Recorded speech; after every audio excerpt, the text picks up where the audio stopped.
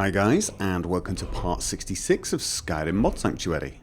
Now I'm going to start this video talking about glass armor because there is a new and exciting glass armor mod out there, but also because I have been receiving a few questions about the armor I'm wearing.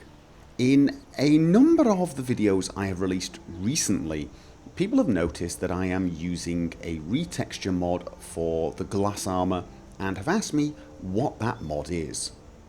Now, in fact, I have actually covered that mod before in a previous episode of Skyrim Mod Sanctuary. I believe it was actually episode 15 or 16, and I covered that and another mod for the glass armor that I think is essential, and I'm going to show them to you again along with a new mod for glass armor. Glass armor has been in the Elder Scrolls game since Morrowind, I believe, and has become, for me, one of the quintessential armor types when I think of the Elder Scrolls. The first thing that bothers me about glass armor is the coloration. The colours are a little too bland and a little too understated. And the other thing that bothers me about the glass armor in Skyrim is the helmet. It is way too wide. It looks like it was designed to fit all races, one size fits all, including orcs, Khajiit, etc. And it looks terrible on humans. Even on elves, it looks fairly bad. Now, the helmet I fixed using a mod called Better Fitting Glass Helmet, and it does exactly that. The helmet has now been reduced in width so that it fits a human head perfectly. For elves, there is a tiny bit of clipping with the ears, I can tell you, and it probably won't be a good mod to use if you're playing an orc or a Khajiit, but if you are playing a human, this makes the helmet look so much better. In fact, for me, without this mod, I won't even wear a glass helmet, whereas with it, I think it looks great. For the texture, I use a mod called BGM Glass and Elven Armour. Now, it replaces both the Elven and the glass armour, but I only use the glass texture. I use the texture from the Amidian Book of Silence for the Elven armour.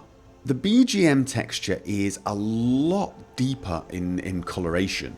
The green is far more noticeable, it is far deeper, and for me, a lot more reminiscent of Morrowind and Oblivion.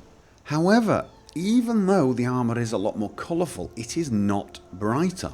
It is actually somehow darker. The metal pieces, instead of the light yellow, are more grey. For me, this texture really does bring glass armour to where it should be. A visually impressive, expensive looking set of light armour. This is not armour for a thief. It is not armour for a stealthy assassin. It is armour for a warrior who wants to stand out, who wants to look impressive and let the world know he is coming. Now, I did mention that there was a new glass retexture mod that was pretty exciting, and that mod is Realistic Transparent Glass Armour and Weapons. And this really is pretty incredible work. I mean, essentially it makes the glass pieces transparent. No real surprise there, but the effect it has is amazing. It just looks utterly incredible. I wouldn't say it looks realistic. In fact, it looks surreal sometimes, but it just does look incredible. And this mod also changes the textures for weapons and the shield. And the shield is completely transparent, at least where the glass pieces are. And I mean, I love it. It looks great from first person perspective. It looks great from third person perspective. And I mean, it looks so unique. All in all, this is just such a simple idea, really. And I think it's great. I think it's brilliantly done. However, there is one small issue you should be aware of. The female version of these armors are made for the UNP body replacer. So I switched my character to female and I do not have UNP installed, and this is how it looks. So I am guessing that what it means is anyone wearing glass armor will have the UNP body, but if you're not using that mod, when they switch back, their body will change to whatever you're using, the vanilla if that's what you're using. So for that reason, the mod author says his mod is exclusively for people using the UNP body replacer. Of course, you should be aware that the armour is somewhat skimpier than the normal Skyrim armour, and if you compare it to the vanilla glass armour for females with, say, the BGM texture, it is a lot less functional looking. So obviously there is a personal taste issue there as well. But if you like the look of the weapons and the shield, but you don't want the armour for whatever reason, maybe one of those issues I've mentioned, you can actually do that. He has made a version of the mod that contains just the weapons and just the shield, and it works perfectly with any other glass texture replacer that you're using, as you can see, and it looks great. So even if you're not using UNP and so you don't want to use the armor mod, but you do want the weapons, you can do it, and I highly recommend it because they do look absolutely superb. Now, in my current Skyrim playthrough, my character is a librarian. A librarian who has found himself in somewhat unusual circumstances, to be sure, but still a librarian all the same. And it's true that he does spend way too much time looking for books, picking them up, reading them, and so on. And when he gets home, he does put them on the bookshelf, partly, for neatness, but also to make himself feel a little bit more at home. And so a lot of people suggested the next mod, and that is Skyrim book covers. Now, at first I was a little skeptical, to be honest. I thought it would turn my nice, scholarly, respectable looking bookshelf into something that looked a little bit more like an airport bookstall, with brightly coloured, paperback looking things. But I could not have been more wrong. This mod makes my books look a little brighter and a little cleaner for sure, but what it mostly does is it actually makes each book a little bit more unique. You can now tell, just by looking at the book, what it contains. Some of them have more writing, even on the side, so you can see from your bookshelf what book you are looking at. Some of them have writing on the covers. Some of them have intricate designs, but all in all, it just makes the books a little bit more interesting. And seeing as I detected no drop in performance whatsoever, this is one of those mods I just can't see any reason not to install. Makes the place look better, makes the books look more interesting, and there is no downside. You should install this mod. Now, a few episodes ago, I did promise you that I would cover one Werewolf mod per video, and last week I broke that promise because I ran out of time, and for that I do apologise. However, I have one for you this week.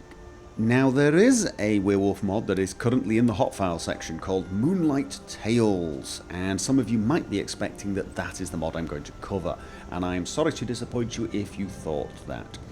That mod does look superb, and I am going to be trying it, but it's an overhaul mod and will require several weeks of playing to come to grips with, so you're going to have to wait for that one, I'm afraid. Now, the mod I'm going to show you is actually a mod that seems to have been made in response to one of my earlier videos regarding Werewolf mods. If you remember, I covered the Werewolf Aftermath Re-Equipper, and this was a mod that re-equips all your gear after you change back to human form after being a werewolf. And the main justification I used for using that mod was that whilst it was understandable that werewolves would change back and they would be naked, it actually served no purpose from the point of view of immersion or realism, seeing as you didn't really get any penalty from it, as you could simply press your inventory key and re-equip all your gear instantly without any sort of delay whatsoever, and so there was no penalty involved in it, just a requirement to acknowledge game mechanic and go back in and re-equip everything, which was slightly annoying, and therefore I thought this equipper, this Werewolf Aftermath equipper, was a good idea. And I did say that it would be kind of cool if someone made a mod that caused all of your gear to drop wherever you were when you changed into beast form, so that when you changed back, you had to then run back to wherever your gear was and find it again. And you've probably already guessed, someone did exactly that. So if I now change to beast form, a small sack is placed at my feet with all my gear in it. There you go. As you can see, the quest now knows I've dropped all my pelts. So I could now run around and do the whole werewolf thing. But when I change back into human form, I will not just be naked, I will be naked and have no gear. The exception to this is any quest items you have will remain in your inventory. It's probably a bad idea if they got removed. And now I have to run back, find all my gear. You don't need to actually loot it or anything, you just click on it and it reappears in your inventory, and then you have to, re-equip it. The downside to this, the only downside I can see is, unfortunately, you do lose all your hotkeyed items because, of course, they've been dropped, they're not in your inventory, and that always resets the hotkeys. Now, I'm actually wondering if it's possible to write a script that would allow you to reacquire those hotkeys, and it might be, so I'd be interested to see if that could be implemented. Hey, I asked for the mod and it appeared. Maybe if I ask for improvements, they'll appear too. I know, I am so cheeky. But I think this is a brilliant idea and a brilliant mod. It is actually going to stop me from using the beast form as a method of fast travel, because I have done that before when I was encumbered and had too many things in my inventory. Just change to werewolf form, run to the nearest town, and then change back, which, if you think about it, is somewhat unrealistic. And so all I really need now is a mod that makes it so that when you start changing back into human form, you black out and wake up surrounded by dead chickens in a random farmyard somewhere. And then you have to try and find your way back to your gear. Now I'm just desperately hoping somebody watches this video and makes that for me too. I know, I am a terrible person. Okay guys, that's all the mods I'm going to cover in this video. However, if you want to see more, I did a couple of preview mods this week. Skylight 6 covered a mod that is a work in progress and is adding spell-making altars to Skyrim. And I covered the very popular Dover Tracker mod in Skylight 7. So check out those two videos if you want to see previews of those mods. Now, ordinarily, I would be showing you how to install the mods right about here, but I'm not doing that. I'm going to try something new. I am taking that section out of this video and I'm going to make a separate video for it as an appendix, and you will be able to follow to that video from this one. And that should save some space here. If you are wondering why, I will explain fully on that video if you care. And of course, I'm going to end with screenshots that you guys have been posting. Please keep posting them on the Nexus page for Skyrim Mod Sanctuary. I do appreciate it. They are absolutely brilliant. I hope this video was useful and I hope you enjoyed it. If you did, please click the like button. That really does help. I have a couple of new preview videos planned and they should be coming out shortly. You guys are more than welcome to join me for those. But whichever video you decide to watch next, I look forward to seeing you guys. And until then, as always, have fun.